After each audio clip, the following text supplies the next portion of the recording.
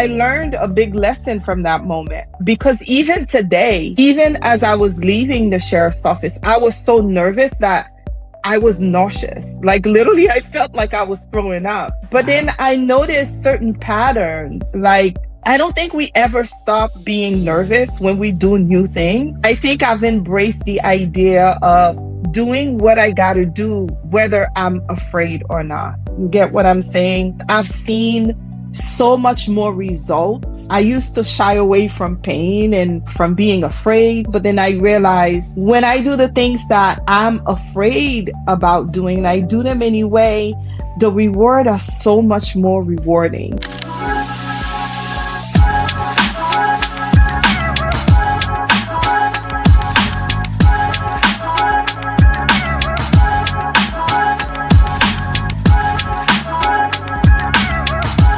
Welcome to Connecting the Dots. Welcome back, everyone. And today's guest is a friend of mine. We met over a year ago at a networking event in Fort Lauderdale. Her name is Carline Cadet-Francois, and she is a healthcare entrepreneur and founder of Florida Assisted Living Consulting, which also has the acronym of FALC, where she helps professionals navigate licensing, compliance, and growth in the ALF industry. She leads the Thriving Circle community, offering ongoing mentorship and support for ALF operators.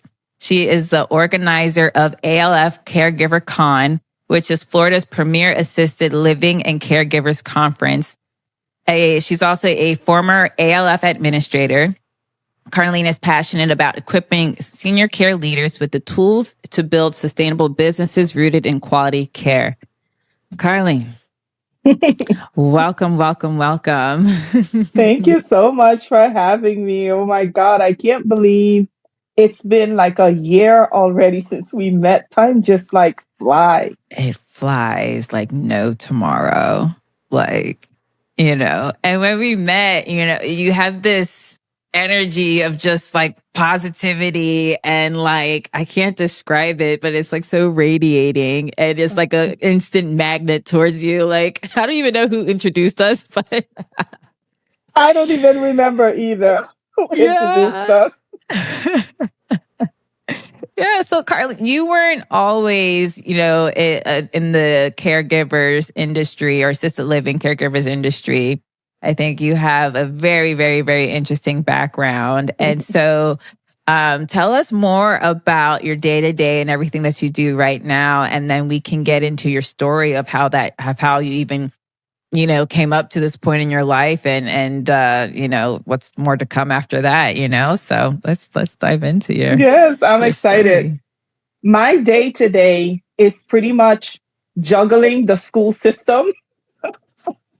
I'm a mom of 3. So this morning, for example, we had a conference for my baby daughter who's 9, came back home with a whole bunch of things to do, family-wise, business-wise. I am in meetings with my clients, zoning meetings, building meetings, contractor meetings, communication with ACA, conference planning. So my day-to-day could be very full and rewarding, and being disciplined with my calendar and my time has always been one of those challenges that I juggle all the time. So yeah, my days are pretty interesting. That's intense.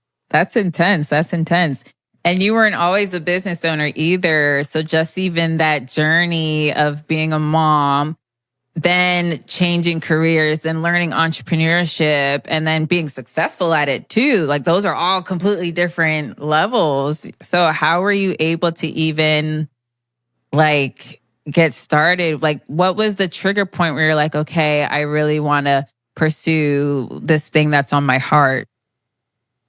Yeah, it was, I remember it vividly. It was, my daughter was about 5 months old. I don't think she was any older than 5. And there was a hurricane.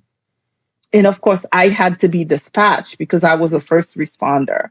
And here I was leaving my husband with 2 little boys and a newborn baby daughter that didn't care too much about him because she cries for her mommy, like she's a newborn. And I remember crying the whole way to work. Oh, Could you wow. imagine you're in all this authority uniform and you're crying your eyes out to work? And and then getting to your work area and you're like, I need to get myself together. I need to um affirmation myself back to life, motivate myself, trick myself into thinking this is normal.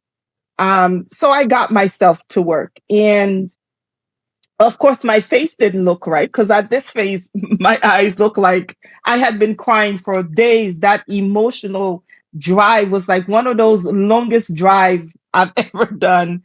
And then it was the point where I said, I need to find another way out. But even before that, we had became real estate investors and we had a couple of things working for us. But as a first generation everything, I'm thinking, finally, I mean, there's so many people in my family that haven't done the things that I've been able to do, the opportunities that I have, this kind of work, this kind of pay, benefits, and to walk away from that was another hurdle. But it was that pivotal moment where I realized I need to do things differently. I need to serve in another area of life that I don't feel I am sacrificing family for service. Wow. Wow, wow, wow. That is like a huge I don't know, like a come to Jesus moment where it's like like your soul is literally aching to be with your family. And like I can't even imagine the types of things that you've gone through or seen working in the sheriff's department, and then especially being a first responder. Yes. God's grace and mercy goes deep. Trust me. Mm-hmm. So like, were you having inklings prior to that? Was it like a soft whisper, like prior to that moment? I think I've always known that I wasn't going to do 30 years. Like walking in, my mindset was I'm going to do what I can to get the most out of serving and the opportunity that comes with serving. But I knew for a fact that I wasn't going to do 30 years. It was just, but I didn't have the clarity of how I was going to exit. It wasn't clear and it wasn't realistic until that moment, that sharp pain. And it was like, nope, it needs to become realistic. We need to plan. We need to put pen to paper, figure this thing out. Yeah. And ultimately, it came sooner than I expected. Pain is one of those things that will bring the best out of you. People can run away from pain, but I think pain activate a different side of your being that you realize you can actually do this thing when you have no other way and you don't want to feel that pain again. You will find a reason to do what you have to do, and that's what happened to me. I love how you said that pain brings out the best of you when you allow it to do, like when you address the pain like how you're supposed to and not like shove it off or bury it, but like sit in it and embrace it. And it's like, what is this telling me right now? And then when you're sitting in that moment, it's like, okay, all of a sudden, all the things that just were kind of dormant just start arising out. And then it's like, all right, we're going to do this. And then when you make that decision and you make that commitment to yourself, then it's like, bop, bop, bop, bop, bop, bop, bop. This happens, this happens, this happens, this happens. Where before, none of that was happening. Yes, ma'am. That's exactly how it is. And I learned a big lesson from that moment because even today, even as I was leaving the sheriff's office, I was so nervous that I was nauseous. Like literally, I felt like I was throwing up. But then Wow. I noticed certain patterns. Like, I don't think we ever stop being nervous when we do new things. I think I've embraced the idea of doing what I got to do, whether I'm afraid or not. You get what I'm saying?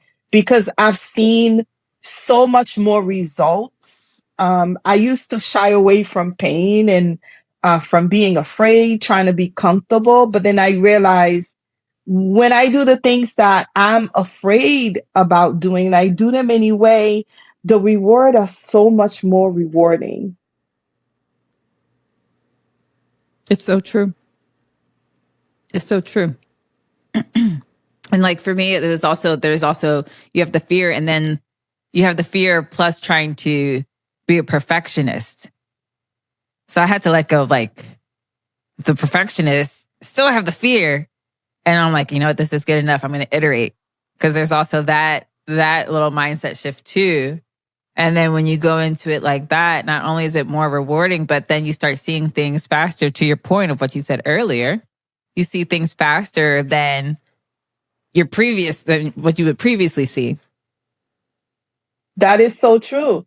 And I don't think that ever stopped. I think we all carry that perfectionist side of us. And sometimes we find comfort in it because we can be like, oh, at least I'm working on this. I'm still tweaking this. When in reality, we're just stalling. And Yeah, right. You are we're just stalling. stalling. At least for me, that's how it happens. It's stalling. Yeah. Yeah. And then you realize, wait a minute, I am stalling. And I have the last end of year meeting I had with my staff, talking about that perfectionist side of us.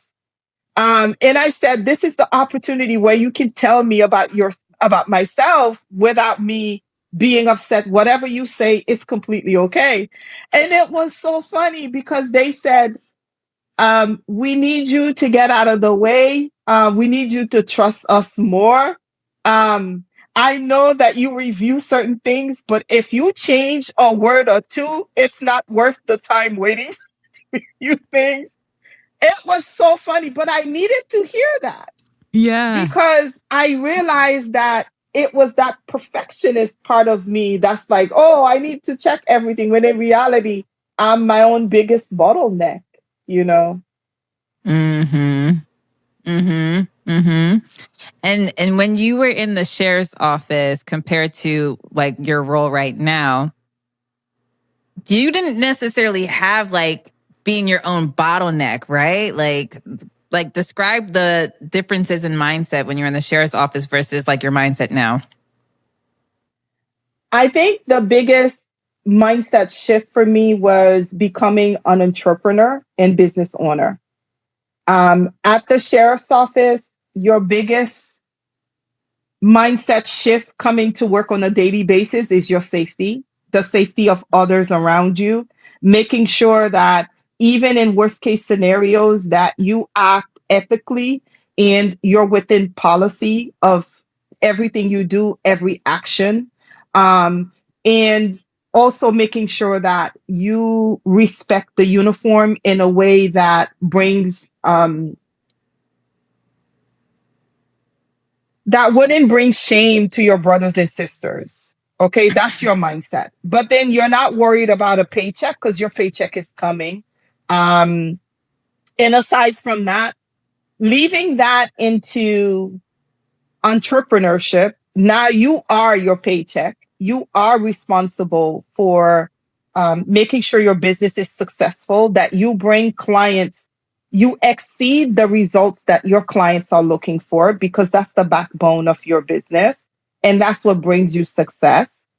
And then you have to establish a good rhythm with your staff. It's a lot. It's a Mm-hmm. lot. And I think when I left the sheriff's office, I hired a business mentor to teach me about business systems and all of these things. and it was the most money I've ever paid for any education. And it probably was like half of what I made in a year at the sheriff's Oh, office. wow. But like, I got into the business world so much more prepared because she was able to shrink a decade of knowledge and education into like a 6 months program.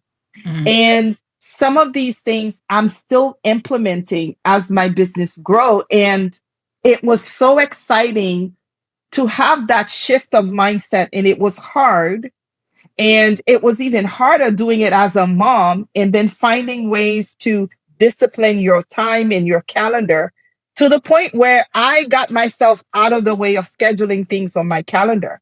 If Mm. someone reaches out to me, my team will schedule because my calendar now is my boss, because my Yes. calendar determines the things I need to do. And it's always a struggle because some people still don't get that. They think it's because you think you're all that. But in reality, I need to discipline so that I can continue to bring the level of success I'm able to bring my client, and then bringing the income that I desire to live my ideal lifestyle comfortably. So it's a constant juggle. Yeah. Yeah. So it's basically from point A, you were focusing on, when you were in the sheriff's office, you're focusing on safety, protecting the uniform, acting ethically, policy. Like your mind is completely in a completely different place. And then you had your moment, your life-changing moment, and then you went on the journey. And I think what you did was actually really, really smart of getting a business mentor up front so that that could cut out a lot of the trial and error of like trying to figure things out. And then you went into, okay, wait, no, I am the value. I have to prioritize myself. I have to prioritize, my time. I have to rethink about how I even utilize time, because time becomes a completely different lever as an entrepreneur. And so like like for myself and even in my journey, like there was so much stuff that I did in trial and error. And it's like when you finally surround yourself with the right people who are a couple steps ahead of you and they're so happy to help, it's like, okay, I knew I was feeling like I had to do that, but I wasn't quite sure. And then you finally get into the right group of people or the right mentor, or the right, professional development community. And then it's like, this is what you have to do to get to the next level. And it is painful, but it is also like really rewarding. And then on top of it, you kind of find like the other areas of your life start to flourish because you start to really identify the different priorities and then making sure you allocate the right time to those priorities while you still have a fulfilling life. Absolutely. That's literally how it went. I had no idea what business was, but I've always been the type of person that if I want to do something, I find someone who's already doing it and can, tell me what pitfalls to avoid. Here's a system that you can get into. Here's what you need to do. And I'm so grateful I did that. It's just like, I am so grateful I did that because after I did that, do you know my first year we was able to make six figures? And that is so hard for so many people. Like businesses, they say businesses fail within the first 5 years, and like you already like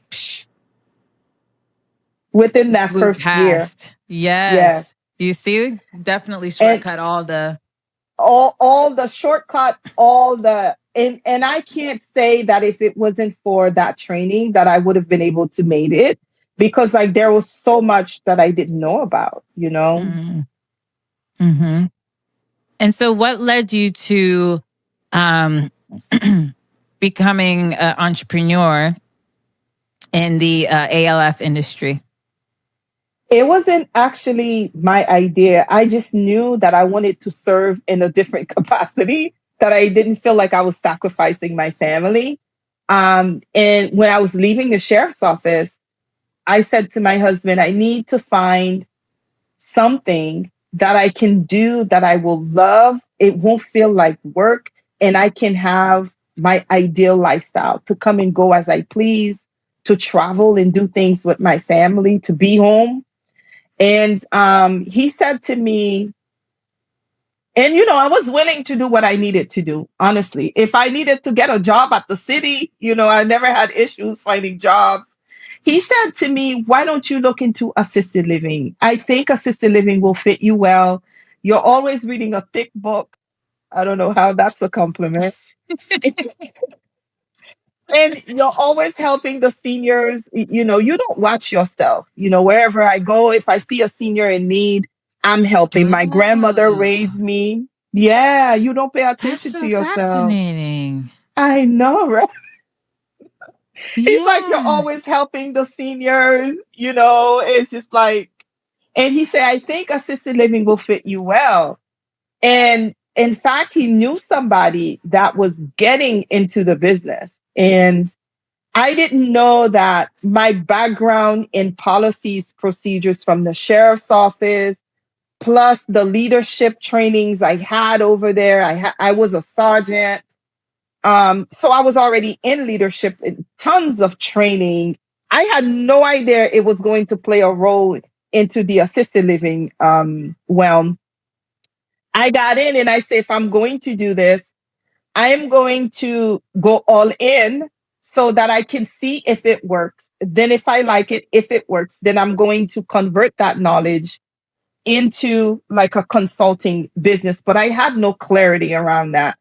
And we ended up converting one of our own investment properties. It was a single family home that we were gonna rent out, or, and then we thought, our own investment, our own part. There's nothing to lose here. If this doesn't work out, then at least I know I need to find something else. Well, I started managing, got myself licensed. I realized that I was really good with paperwork. This is the time that I realized the training from the sheriff's office merged perfectly with the assisted living industry. And I couldn't have made this up or figured that out.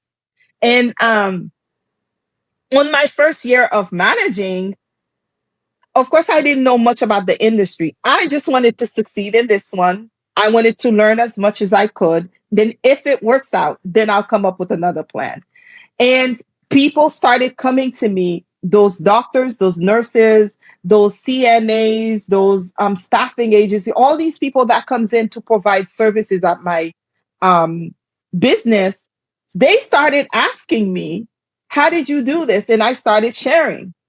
Can I see your books? I started showing my books. I didn't know people didn't share, you know. Like your Um, numbers? yeah, like if you wanted to know something, how did you do Wow. it? I mean, we already here. Here's Yeah. here's my folders, my binders, and this is how I got this resident. I mean, I didn't. People were like, "What? You're actually sharing this?" And I'm like, "Why not?"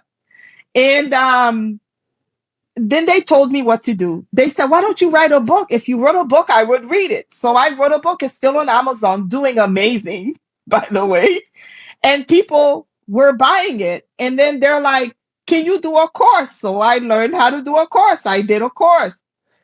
People don't share information. Can you do meetings? So I would rent a space, as long as it was free.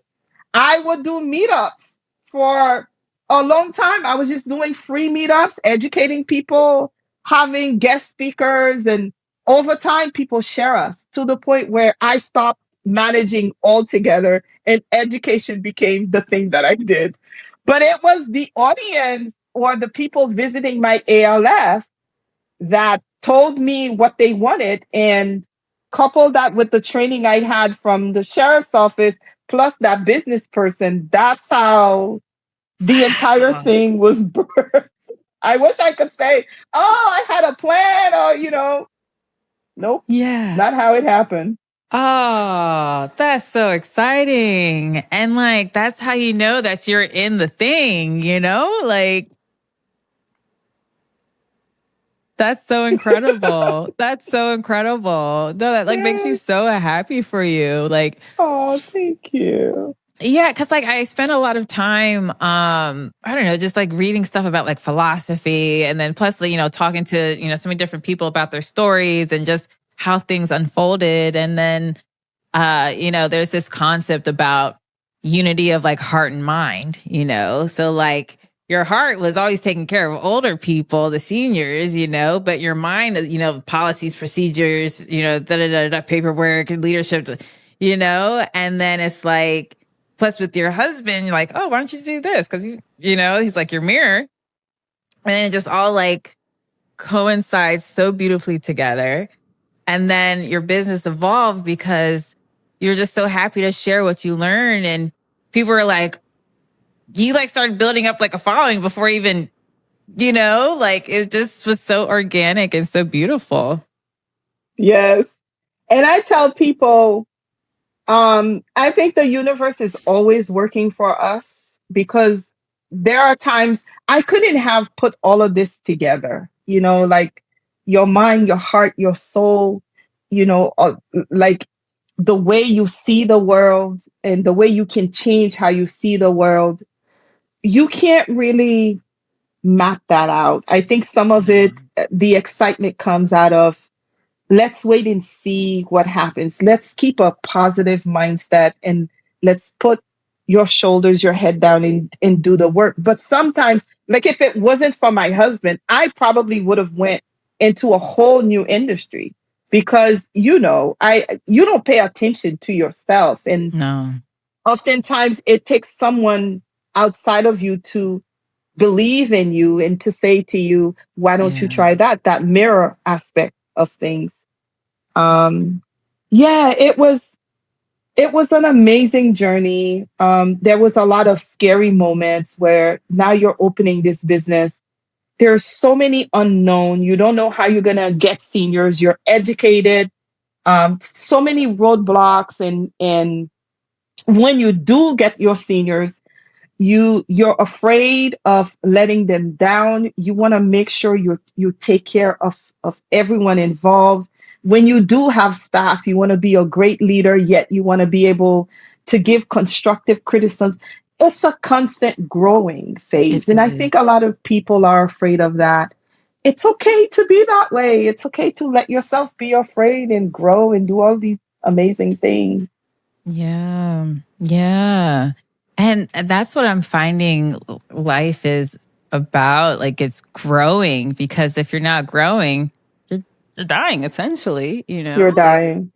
there's so many people who don't have that light of life Hmm. in their eyes anymore because, there's this excuse, every within a certain, reasonable range, but this is in the way, I can't do this. Then there's like just the own self-talk of why people may not do something. But, when you finally give yourself permission to just do it, and then it's even better when, like your spouse, in this case, your husband, supported you, even helped you out with ideas.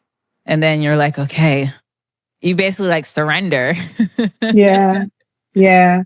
Because deep inside, I knew that I would love that. It wasn't my idea initially, but hearing him pointing out to me the things that I do and I don't even notice. I know that I love seniors. I know that I love babies. I know that I want to, serve. I know that my heart is full when I help someone.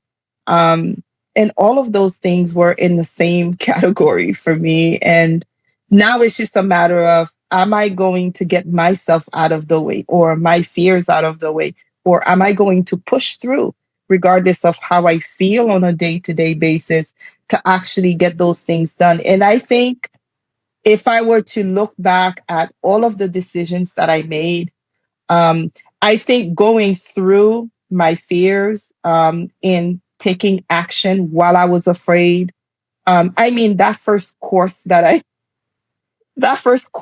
recorded, of course, I re-recorded it, but as I'm watching the videos, I was so embarrassed. I was just so embarrassed. The content, amazing. Okay.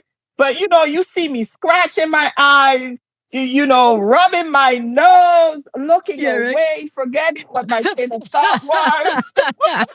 I was so embarrassed. And the quality of the video was just like, oh my. But nobody ever complained that,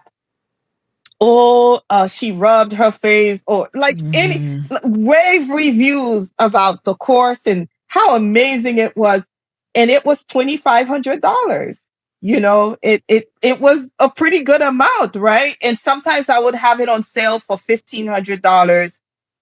But people paid the money, and they paid with their attention, and they gave me rave reviews about the course, which taught me another big lesson.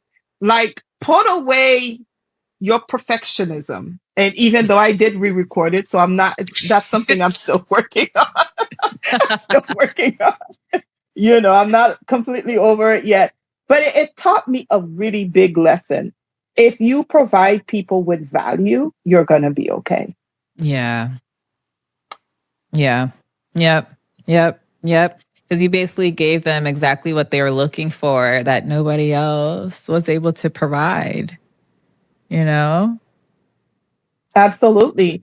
And then, and then, and then I think oftentimes we can get lost when we don't listen to the people we serve. Yes. And one of my biggest things are to get feedback, from my newsletters to the conference we did. We came from free meetups at restaurants that didn't charge us because we didn't have the money to pay like that. And to selling out conferences of 280 people plus. Wow. And to even get to the point where, That's like right amazing. now, I know, isn't that crazy? That's amazing. Right now we're at a phase where we're looking for space that can hold 1,000 people. Isn't that Wow. crazy? We had Carline, that's incredible. I know, when you serve people, when you listen to them, when they become your boss, and I tell them, I need you to, we still give them those flashcards at the conference. And I say, give me your raw feedback. You don't need to put your name, your email on there. Let's build the next one together. And I think part of the reasons why we've been able to grow so much, besides like education and everything else, is that we are always tapped into our audience and we're listening to them. Meanwhile, they are sharing us to everybody they know because we provide content nobody want to share, and we just want to give it all away for free. And if you want one-on-one, come to us, we will help you. But if all you want is to break that chain of poverty from your family, here's what you need to go do that. And to me, that is rewarding enough. That is Because that's honestly, I amazing. couldn't do that with a W-2. I mean, it did help me, No. but Yeah. Yeah. Breaking the chain of poverty from your family. You don't know how profound that is. mhm. Oh, I know. Because I had to go through it. I have to go through it. Oh, trust me, I know. I have to go through it. And as hard as some days you can wake up and your emotions could be like, oh man, we don't have to work today. You don't need the money like that. You can chill. And then you think about, it's not about you, sis. What about this person who need this information so they can get to where you are right now? So it's like, oh, it's deep. Yeah. Yeah. Yeah. Yeah. You paved the way. Paved the way. Paved the way. Like breaking from poverty and then switch, like, you're going on the journey of abundance. My God. Because in a way, it's like with my life, like on paper, I shouldn't have experienced poverty just because of like Mhm. my family's background, but Mhm. I did. Yeah. And the mindset that it's like a dark cloud that just like keeps your mind captivated. Yes. And it's like the hardest thing because it's like it affects all aspects of your life. Everything. Everything. And then worse, you are training the next generation to carry that poverty mindset because you don't realize, and I'm talking from my own perspective. You don't realize that poverty started from your bloodline in that you're carrying some of those genes coupled with your own situations that you have going on presently. And then you realize you start seeing everything from the filter of poverty, all your choices, the way you speak, the words you use.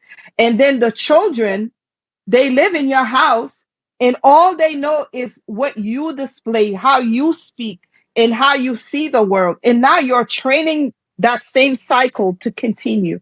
And if you don't catch yourself, that's why I take the work that I do so seriously. That's why I make myself available to talk to people. I'm disciplined, but then sometimes I even look at my back end system to how people buy things. Like I'm that deep into that. I look at those who purchase because they did like a monthly payment to pay for whatever the program was. Those who tried to pay and the payment didn't go through. Like I go deep into that work that I do because I take it so seriously. I realize that it's a mission. And even those that their credit card did not allow them to show up, I find ways to get them in that room anyway. Because at the end of the day, if they don't get into that room, how are they going to begin to break that cycle? Yeah. I'm like literally having goosebumps right now as you're talking because like, and it's like, it's bringing me to tears. Oh my God. Because it's like someone wants to change their life so badly. Like they know they don't even have the money for it and they try anyways. And it's such a blessing that you are the type of person that goes into the back end systems and checks like who wasn't able to have their payment go through because that's like they really want to change their life and you're providing the accessibility, for them to be able to do like that is so incredible. Like I can't even imagine how many lives you've changed, how many lives trajectory has been changed because you're like, no, no, no, no, no. I know that you want to be here and I'm going to make sure you're here. Yeah. And you know what? Because that used to be me. You don't know how many times I became a mom very early, how many times that I know I need this education, but I can't pay for it. I know my credit card is maxed, but I'm going to try anyway to see if it'll go through. I think God put us through all of that so that when He gets you to the phase where you are the one who first He blesses you, and then He reminds you of who you used to be with every one of those people coming into your realm. And so, how Yeah. can I not do anything about that? You know what I mean? Yeah. Mhm. Mhm. Yeah. Yeah. The mission. This has been so like fulfilling. This conversation has been so fulfilling on so many different levels, because sometimes when you're in the thick and throes of entrepreneurship, you think like, it doesn't matter, it's just me, but hearing you speak and hearing about all the impact you've had for people and for your family and your community and in South Florida, like you really do have that mission. Like whatever is in your heart and you surrender and everything falls into place and you keep going forward and you have so many people like giving you input and feedback on like some more things that they love to hear and just all the I don't know, all the beauty of how everything just comes together. Like it like when you have something on your heart, you have to pursue it, because you never know that ripple effect, that butterfly effect of everybody else's lives are going to be touching, and help people not to suffer anymore. I know. And I think ultimately that's what God created us to be, to help each other out. We can get so, they used to call me Mother Teresa at the sheriff's office. Really? Oh my gosh, that's so sweet. I think God put us in places so that we could pick somebody else. And sometimes we make mistakes. Like the other day, I have someone in my community that was very involved, and I put my head and shoulders down to plan the next conference. And a lot of terrible things happened to her within that next 6 weeks. I want to say that I did not speak to her. And she felt like I abandoned her, when in reality, I assumed that she was out there doing great things and I'm out here focusing on something else. And it's like that pain that, so even when you're making a huge difference, you're still going to make mistakes. And sometimes you're going to let people down. But I had to snap and remind myself, hey, Carline, stop it. You're a good person. Of course you're going to make mistakes, but even that small hurt, because you feel like you hurt one of your audience for not being there or checking on them. But then when you look at everybody else you're able to serve within that time that you put your head down and you did the work, I think it was worth it. It still felt like a sacrifice, but I think it was worth it. And I think as we grow as entrepreneurs and people who serve people, we have to check ourselves, because we're not perfect and we're going to make mistakes. And sometimes right here in your family, don't let yourself fall into the loop. Not to catch myself on that one, you know? Yeah. Yeah. And it's like giving yourself grace and always keeping the bigger picture in mind, and you do your best, you do your best. You try to handle the situation the best way you can. And,